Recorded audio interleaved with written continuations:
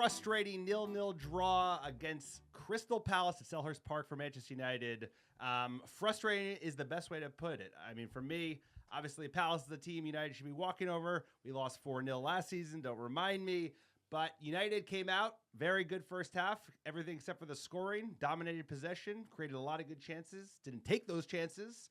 And then the second half, Palace was much more composed. Played pretty well, opening 15 in the second.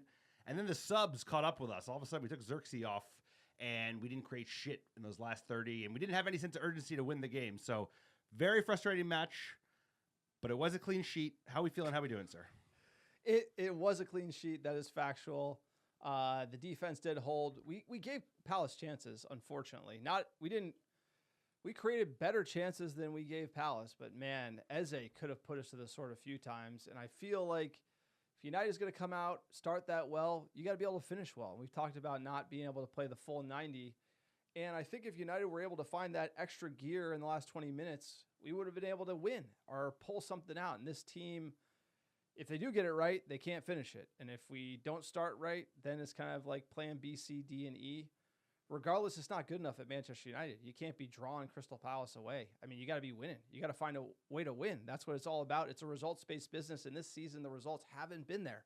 We're talking year 3, Erik ten Hag. It isn't burn it down yet, but if you look at what Bill Parcells said, you are what your record is, and we're a mid-table team that can't really score. Yeah, frustrating opening 60. I mean, I think the more frustrating thing is not the lack of taking chances. It was the lack of creating it at the end of the game, because that is so unlike United, even beyond this manager. If you look at our reputation, it's a team that does not say die ever until the whistle is blown. And that frustrated me much more than us not taking chances or letting Palace back into the game in the second half, because we held onto the ball, but for those last 20 minutes, we were acting like we were winning the game. So frustrating game for United. I am seeing progress, but at the end of the day, you're as good as your record, like you bring up, sir. That is no doubt there. So you got to be getting these wins. But hey, you're taking a loss from last year and turning it into a draw, and then you got to take the draws and turn them into wins. So I see progress, but I know people are frustrated, sir. Give me the frustrated fan perspective. Because you got that, baby. I know you do. No, there's just two different schools of thought. There's we're Manchester United, we're better than this, which clearly we are, but that's not the reality we're living in. So we're trying to bring it down a peg and be like, okay, what's realistic to think? You beat Barnsley 7-0. You have a good 50 minutes against Crystal Palace, and this Crystal Palace team is not a good one, and they're not in good form. I mean, that's the most concerning thing to me if you were to look at it and be like, people trying to shine up 50 minutes of a game away and be like, oh, this is just transformative. It is from the perspective that, we held onto the ball, we created more chances, but the fact that we couldn't ask the questions late in the game, like Manchester United needs 3 points. Like, we desperately need these points if we want to be competing for top 4. It just felt like the manager's plan B was just like, whatever. Like, we didn't really think through it. And that's why we were so disjointed in attack. And sometimes that's going to bite you if you can't get results. And we didn't get the result despite seeing good football. Like, we saw some of the best football we've seen Manchester United play. I'm not going to disagree there. It's just one of those things like, how long do we need to wait? This is year 3. We should have been playing good football from the start of the season, realistically. There's great highlights in there. Delit is a player. Maz is a player. The attack is gelling.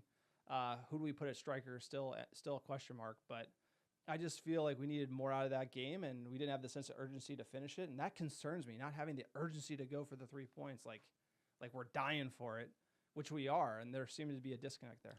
This is one of the few games where Plan A actually, but minus the goals, worked out. Like the mission that we set out from minute 1. Well, we were succeeding in that in the first 45 minutes for sure. We dominated possession. They didn't have a shot on target, I think, until the very end of the first half, and we should have scored. Now, we didn't, of course. And then when we did switch to Plan B, Plan B was no good. And I think we had a couple more chances after that first sub was made in the second half. And that's, for me, is the most frustrating part. I like what I'm seeing, the progress. I'm frustrated like you are by the lack of progress, but the goals. I mean, the goals, it's like, where are the goals going to come from? Because yesterday at Selhurst Park, we created chances, but if you're creating 2xG and you can't score, well, that's going to be a problem all season, because we had some big chances and we did not take advantage of them. And then, like you said, last 30, we showed no fight. And that's what I was most pissed about. It wasn't not taking the chances. It was like, where was the sense of urgency in the last 20 to go get a winner? Because it's still Palace. It's tied. You can go there and you snatch a goal late, and then all of a sudden 3 points and everyone's happy. No, that's bang on. And I think the issue with fans, we've been so far from our winning ways that we look at a good 50 minutes and we're like, should have won. It's like the games you should have won are when you're knocking on the door 80th minute, 90th minute, and you can't get it through. I mean, that's just going to happen. Any team is going to have a day where they should have won, they didn't. It took an Onana double save for us to get a draw at the end of the day. Like, Palace had solid chances. United, it's not like this black and white, like we were absolutely got 4xG, 5xG, should have won the game. I just think it's like a little more in the balance. And to say that that is the progress we're going to hang our hat on, that is what concerns me. That bar, I think, is just like a little too low. But, sir, quick PSA for the podcast. If you like the American Red Devils and you like the Muppet Take, we're all over the board here.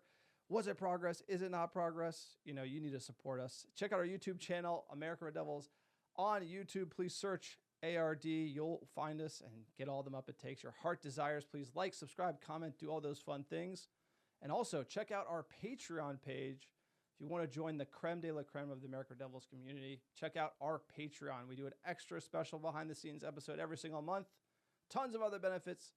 Check it out. And also check out our store, AmericanDevils.store. Scarves, hats. Alex is wearing the hat. Looks pretty sharp. Shirts, beanies, blankets even, stickers. Grab something. Support the Muppet Take. Sir, we need it. We're dying in the podcast bunker. It's so hot. Also check out our website, AmericanDevils.com. Great blog content.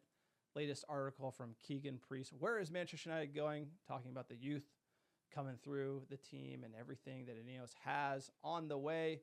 Sir, tell us about iTunes reviews. iTunes reviews and 5-star reviews of the American Devils podcast, wherever you listen. It's a great way to support the pod. It helps us get found organically by other top Muppets like yourself. And we're still giving away free merch. All you have to do is write a 5-star review on iTunes or Spotify and send a screenshot of that review to americandevils@gmail.com with your mailing address, and I'll personally pick, pack, and ship some free ARD gear, send it right to your door anywhere in the world. Let's get into it, sir. Crystal Palace on Manchester United. Big game, Selhurst Park.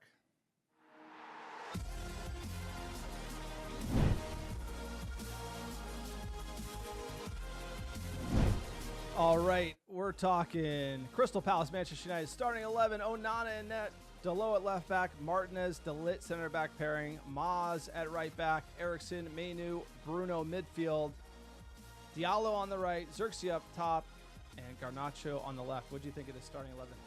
I mean, pretty strong 11. I was happy with it. Big changes I was expecting to see Ugarte, but I'm actually happy that he played Eriksen, more aggressive, attacking, possession-minded midfield. And then good to see Garnacho and Ahmad on the wings. Rashi gets a drop. I was very happy with this 11. What did you think, sir, when you saw it? No, credit to the manager on the 11. You got to say he made bold moves. Eriksen coming in after playing well at Barnsley. That's I was surprised. That's out of left field a little bit. Then drop in Rashford, interesting. I just felt like Garnacho, while he is like probably the best attacking player we have, he just looks so lights out coming off the bench that maybe you give Rashford 60, bring Garnacho in. I don't know why that's the case. And then Zirkzee up front, not a surprise to me. What would be surprising if maybe started Rashford there, try to play in behind Crystal Palace, but Zirkzee did a good job up top. So I thought overall a good 11 for the manager and bold moves, something that we usually are not going to see from Erik ten Hag. But how did we start the game off? Like we mentioned in the lead-up, so United did dominate the opening half of the game. It's some nice football, but at the end of the day, they lacked the clinicality that we also desire at this club. Big first chance was for Zirkzee, found Garnacho with a great ball, one-on-one with Hendo, our old guy, and Hendo came up with a big save. I think he should have gone near post, but it was a great chance. It was a great link-up between Zirkzee and Garnacho just looking dangerous early on, sir. Yeah, Garnacho looks a player. The only problem is he just needs to score. I mean, he's had all these amazing chances, hitting the woodwork. He's all over the pitch. He's absolutely rapid. He gets to the point. Reminds me of a young Cristiano Ronaldo. I mean, maybe that's a bridge too far, but he just is a winger that wants to get in, score. He's always taking shots. He has a lethal shot as well. So shout out to Garnacho. And he's direct. That's like we were watching Anthony against Barnsley. It's like that guy was just doing a whole lot of nothing. Ahmad, Rashford, and Garnacho are all direct wingers. They just go right at it, and that's what you love to see. Another big chance in the 13th minute. United looking more dangerous this season from corners. De Ligt with a great header. He did everything right, but it was straight at Hendo. He got it down, which is what you're supposed to do with a header. He just has a knack for finding the ball from a corner because that boy can get. I mean, he just looks so dangerous in the air. This is what we were hoping from Harry Maguire when we first signed him a couple of years ago. No, and a game changer. This is probably, I would think, the best chance we had in the game. I mean, this is point blank. He heads it down on the ground, which he should be doing. Amazing save by Henderson here. This should be a goal. I mean, this is the lit to the rescue. For the second week in a row, and he looks a player. This is what Harry Maguire should have been, like you just said. So amazing to see from De Ligt. Unlucky we didn't get a goal. It felt one of those, when it really felt like one of those games. 27th minute, another big chance. United hit the woodwork twice in 5 seconds. Garnacho with a great volley, but it slams the bar, and then Bruno does the same with a rebound.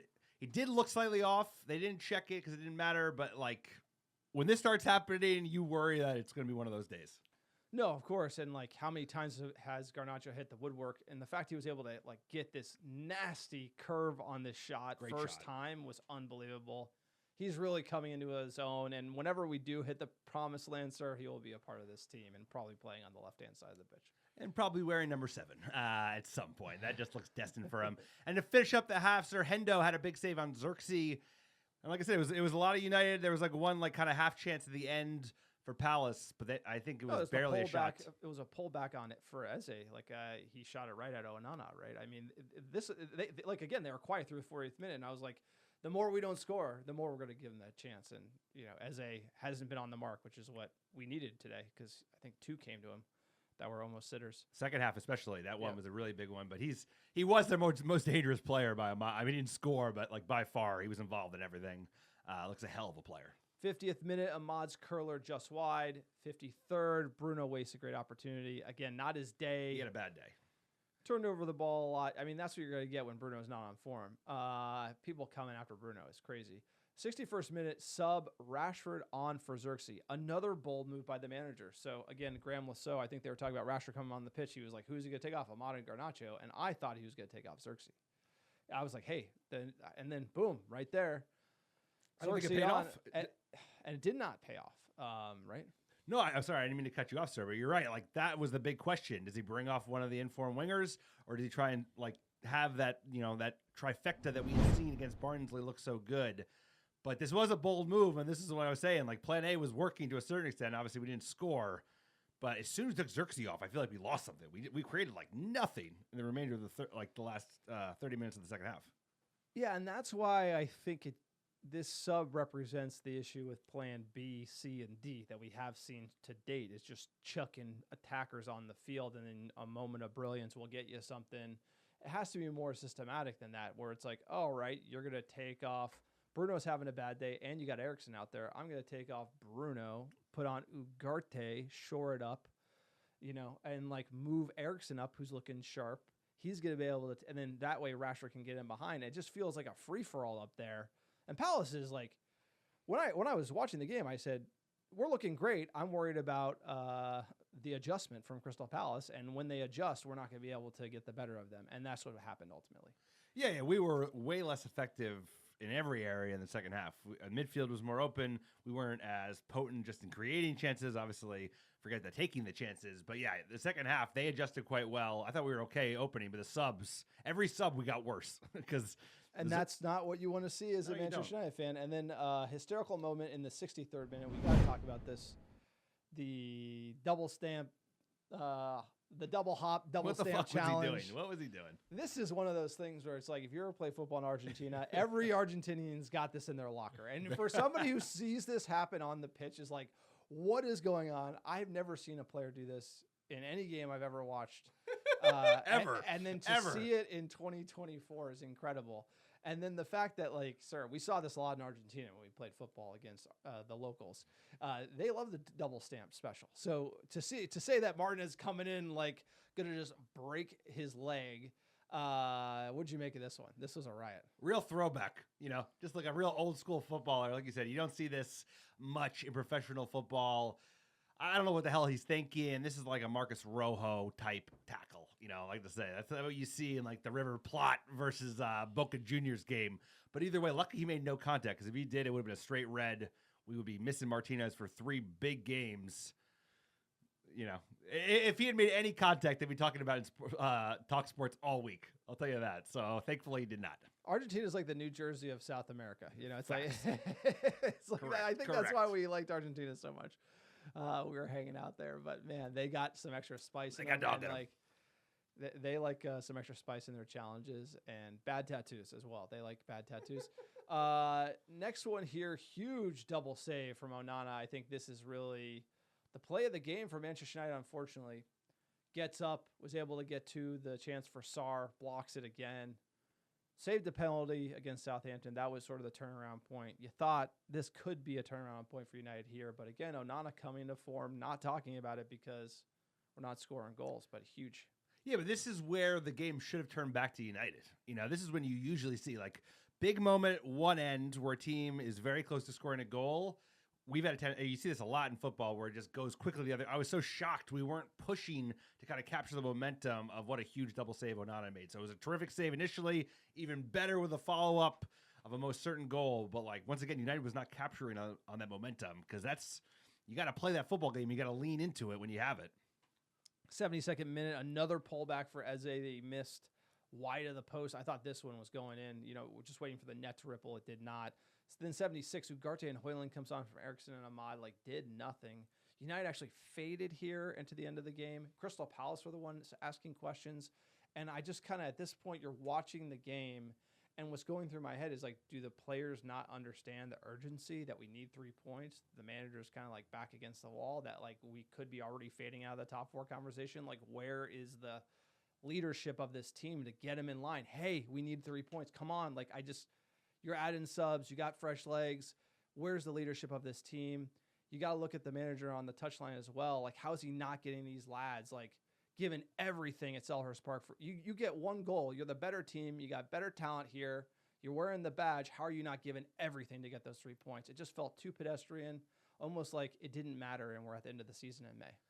No, this was by far the most frustrating part of the game, even more so than the finishing. It's like you have a great opportunity to, at this point, you know, maybe you call it snatch a win because they probably edged us in the second half. But if we had started pushing with that urgency, I think we would have gotten a goal. I was fucking yelling at the TV. I was so pissed off because there's no the fact that we created like no chances. We created no chances of like. If you love to travel, Capital One has a rewards credit card that's perfect for you. With Venture X, earn unlimited double miles on everything you buy and get access to over 1,300 airport lounges. Open up a world of possibilities with Capital One. What's in your wallet? Like Capital One. I have it already. The speculation. ESPN with like spam links. Love it. That's Love why to no see one it. uses ESPN anymore. Yep. Anyway, but that's all I was saying is like we didn't create any big chances at the end of the half. And to be fair, Ugarte came on. They were wide open, so I guess it's better to not win it than to lose it. That is, look, I mean, this is a game that we will want to forget about. Right? I think at the end of the day, it's not like the game that shows that we're back. It's not the game that means that we're dead in the water. It's somewhere in between. Encouraging signs, like the stat sheet's the most encouraging. 6 shots on goal, 15 attempts. You look at the ball possession, 67% of the ball in their house. I think it was designed that way, ultimately. But, you know, United looking good here. And from an XG perspective, we weren't too shabby either. You know, 1.86 to the 0.99. Nothing crazy to write home about there. I mean, a lot of fans I think are shining this up a little bit. But you see games like this all the time where you have like less than 1 differential and you lose.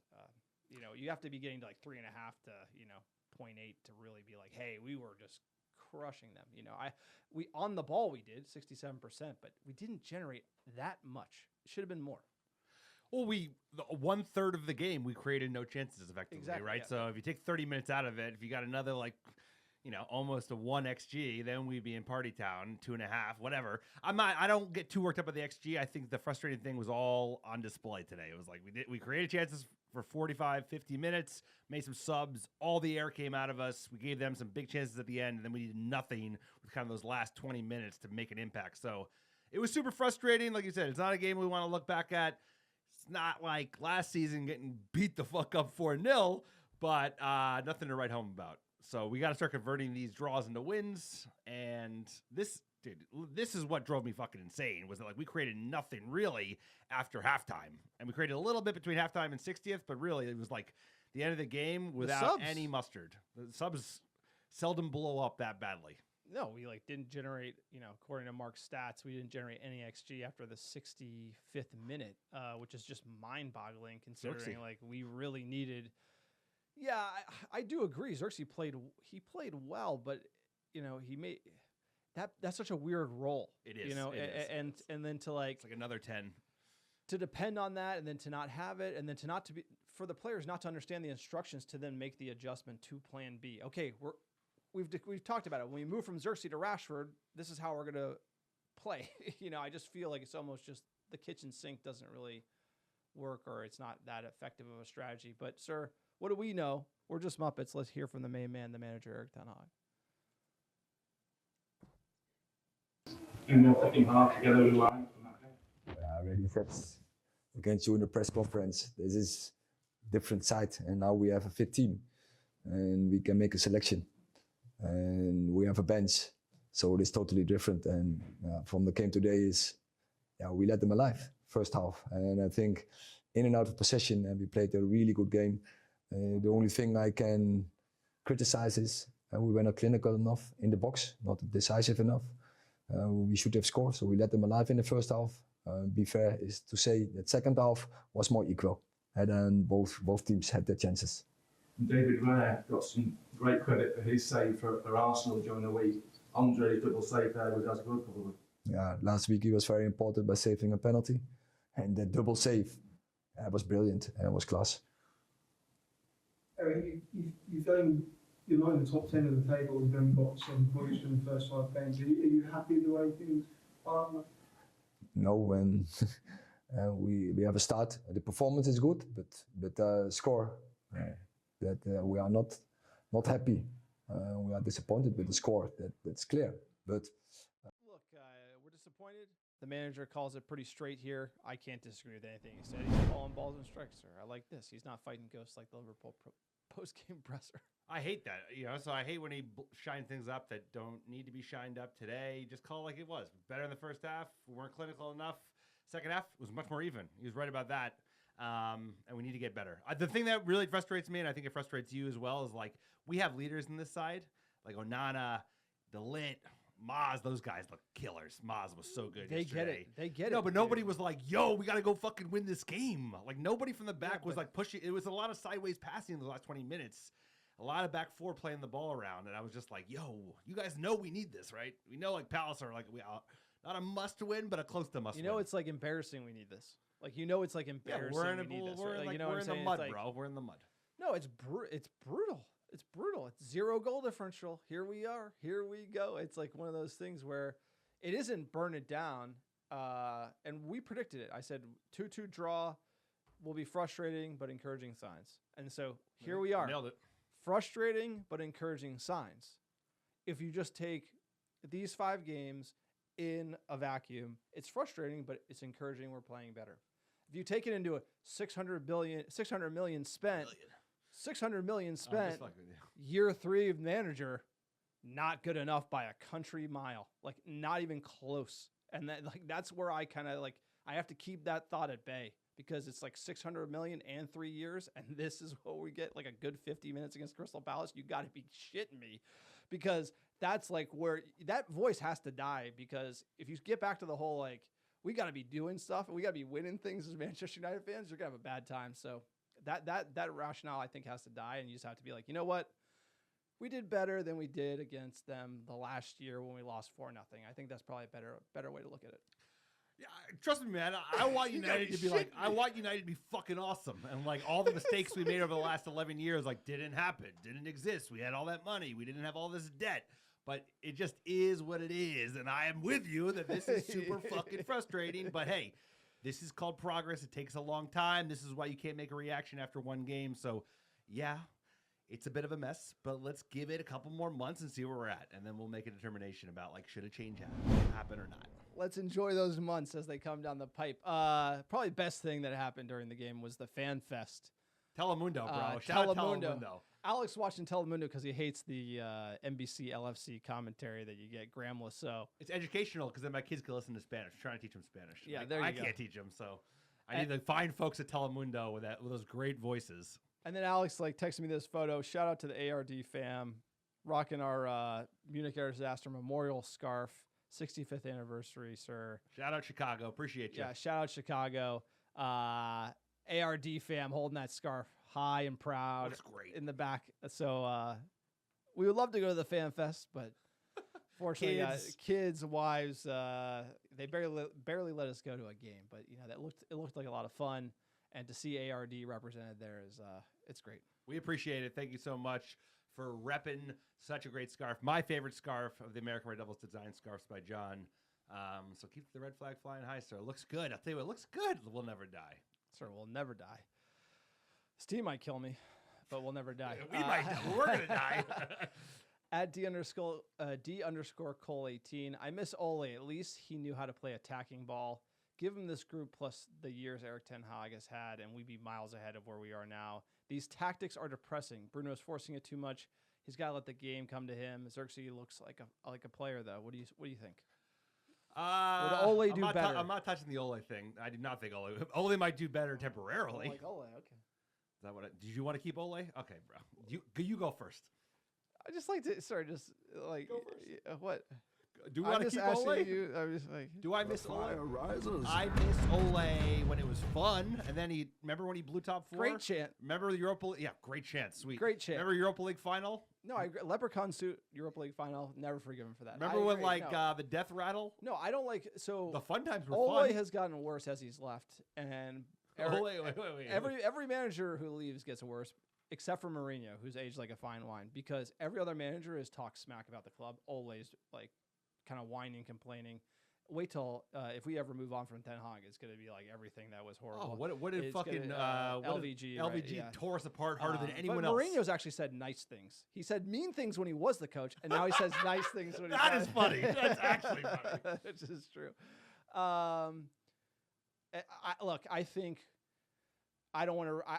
Out of respect for the manager, I don't want to speak on like who could do what with these group of players, because I think that it's clear that there could be a lot done in a better fashion. I think last year shows you. I think the team we had last year was way better than how we played or finished. So maybe this year I think is a reset. Let's see what we can do. And we saw great changes from him against Crystal Palace that are in the right direction. So we'll see where we end up. At Hitman RC89, how do we not win this game? We totally dominated Palace. Makes this draw feel like a loss. I'm not mad, just disappointed. I agree. It's frustrating. We need results. We're looking for results right now, you know.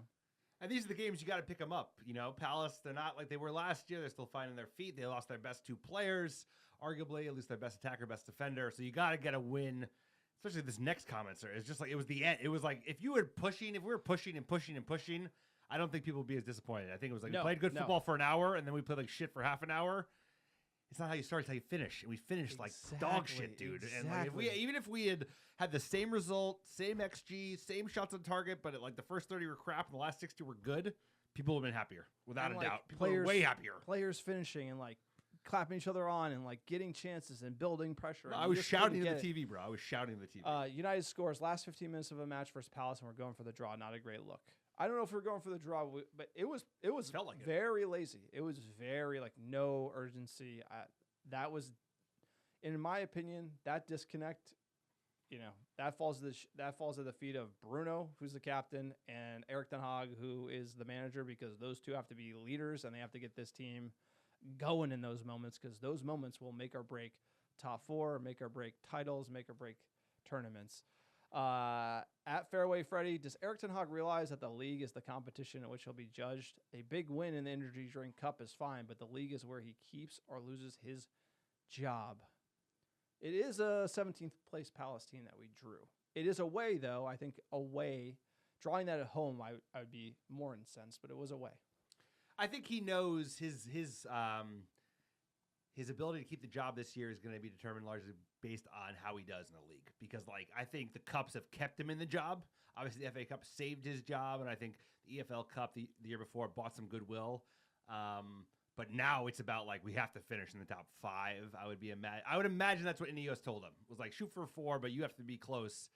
But I think he has to know. And you made a good point with Bruno. It's like I think if Bruno had a decent game instead of a bad game, we would have won this because there were so many final third passes that were off. He had a couple finishes that were off. Kind of live and die by him at some points because he was off. That was like one of the first like howler games he had in a while. No, absolutely. Christian G 10873. Lissandro's 2-foot tackle was the most Argentinian thing he could ever do. Correct. We're dropping points like flies. I think that's great points. It was very Argentinian, and we are dropping points like flies. And Oscar's pop, we're going to end here. Bill Parcells is right. We are exactly what our record says we are, a bang average mid-table side. At the moment, in the league, you know, you're going to start 0-0. Crystal Palace starts shining up. Hey, it's like we got Europa League football against a frisky Dutch side. We got Spurs. Like these are 2 games that they're gonna ask questions we're gonna need answers to, and I guarantee you it'd be easier to get an answer in Crystal Palace in the 80th minute than it will be against these 2 teams. Hey, we'll see. You know, I look forward to breaking down both those matches. Twente is coming around the corner at home, luckily, and then we have frisky Spurs. Sir Ange is, you know, he's matured like a glass. Ange? Whatever, bro. He's matured like a glass of warm Big milk. Ange. Yeah. He was like, oh, they were so in love with him a year ago, and now he's like, every time I see him in pressers, he's sweating. Him and Ted I will also say that you also like to live up to a certain title, which is like definitely smack talk the manager who is about to cook us in a week. Like, so like, how about you just talk shit after we win instead of being like, he's no good, and then they'll cook us. I just like to always it's talk like, shit. You're like jinxing United Live. Like, welcome to the Jinx United Live pod here. It's like, it's just no good. He's gonna like lay like 5 on us. Yeah, we'll see about that. I'm not worried about Ange.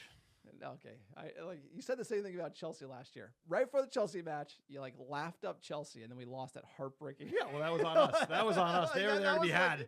They were there to be had. I changed nothing. Live jinx. You heard it here. All right, jinx. like that's Jinx the pod. This guy, best goal scorer on our team, and he hit the fucking part twice. This guy, Garnacho blew it. Sweating. It's not even that hot out. It's like 400 degrees. All right, we're having too much fun doing this podcast. 86. It's over. Thank you for listening to the Muppet Take. We'll get through these tough times, man. We're just dying. We're dying for those dubs. Dying for a dub. 5 games in. Europa League coming.